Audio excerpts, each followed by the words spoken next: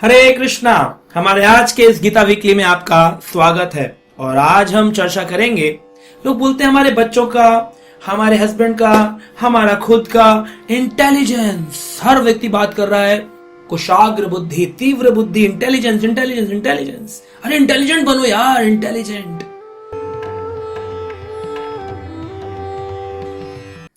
तो शास्त्र कहते हैं इंटेलिजेंस भी तीन प्रकार की होती है जो कि गुणों से प्रभावित है। जैसे बुद्धि हमारी जो है वो तीन गुणों के अंतर्गत रहकर विभिन्न विभिन्न कार्य करती है।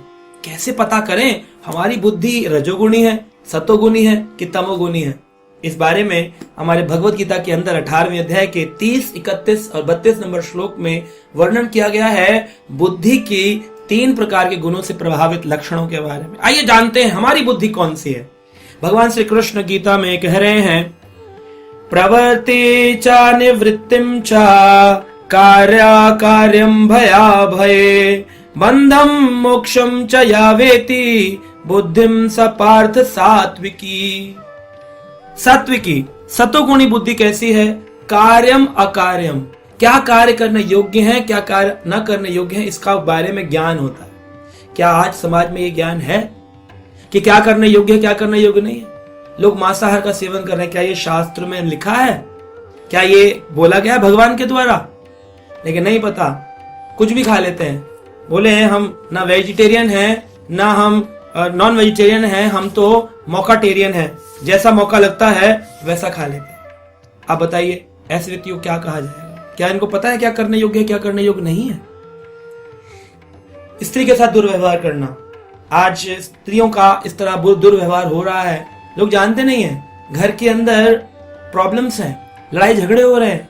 यत्र नारी पूज्यन्ते रमन्ते तत्र देवता, जहां नारी की पूजा होती है वहां देवताओं का वास होता है। ये बात न जान करके क्या करने योग्य है, क्या करने योग्य नहीं है, इसी बुद्धि को व्यक्ति जो है ना गड़बड़ करके बैठ गया है।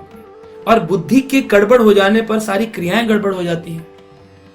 और व्यक्ति सोचता है मैं तो बड़ा इंटेलिजेंट हूं, मैं तो साइंटिस्ट हूं, मैंने तो बहुत बड़ा पैसे कमा रखे हैं, मैं तो बड़ा लॉयर हूं, मैं तो बड़ा मैनेजर हूं।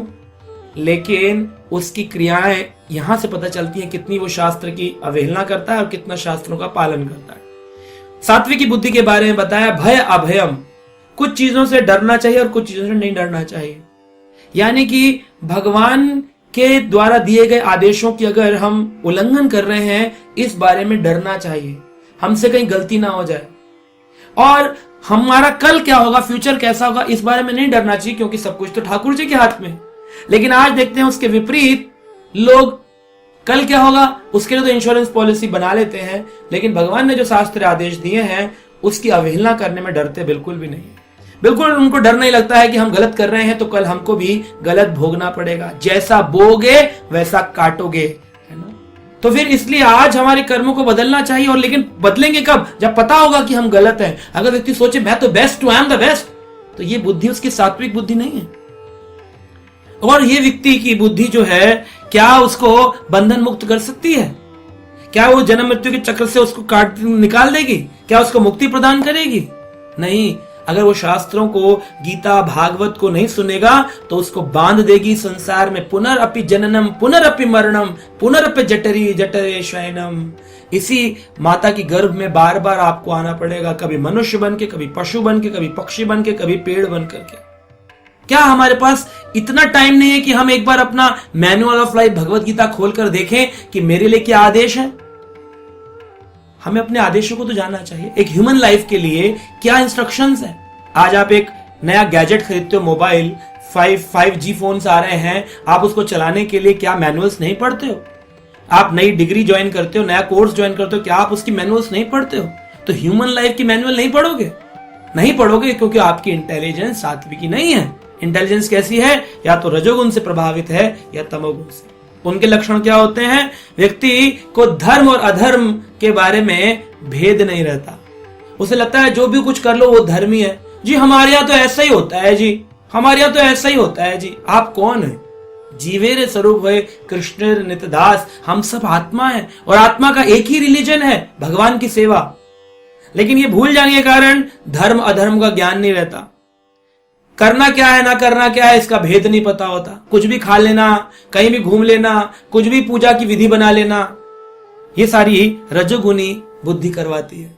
और तमोगुणी बुद्धि ऐसी होती है कि धर्म के कार्य को अधर्म मानता है और अधर्म के कार्य को अपने जीवन का धर्म मानता है। ये तो बहुत ही अपवित्र कार्य क्रिया करता है।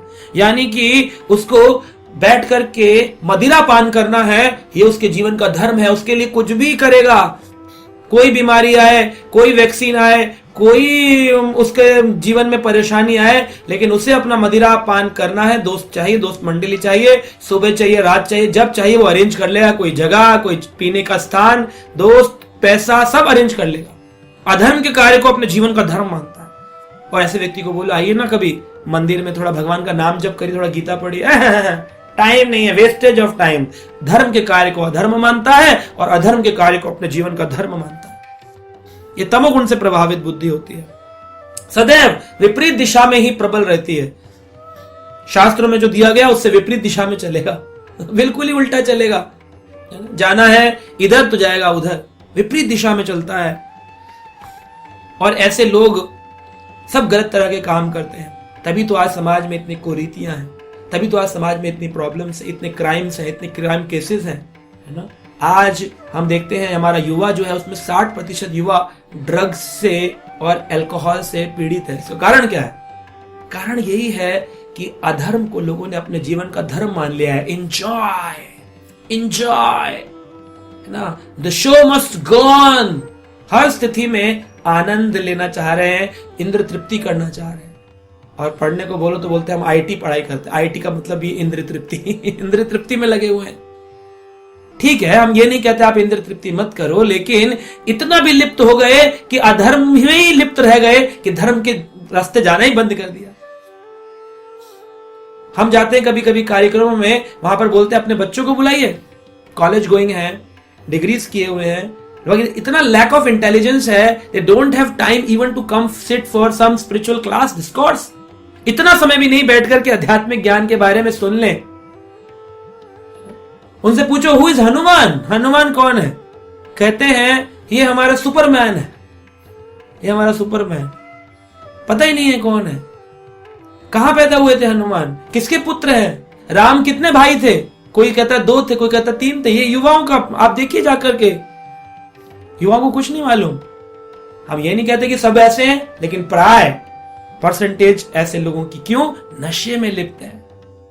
तो इसीलिए ये तमोगुण से प्रभावित बुद्धि है। अब ऐसी आईक्यू बढ़ाने का भी क्या फायदा जो कि आपको दुर्गति के रास्ते पर ले जाए। बड़े बड़े इंटेलिजेंट लोग आज गलत गलत काम कर बैठते हैं, फिर उनका पतन होता है। हाई क्लास लोग हैं, एकदम एलीट क्लास, लेकिन बाद में अखबारों में आता है उसने ऐसा कर दिया, उसने ऐसा कर दिया, उसने ऐसा। क्यों?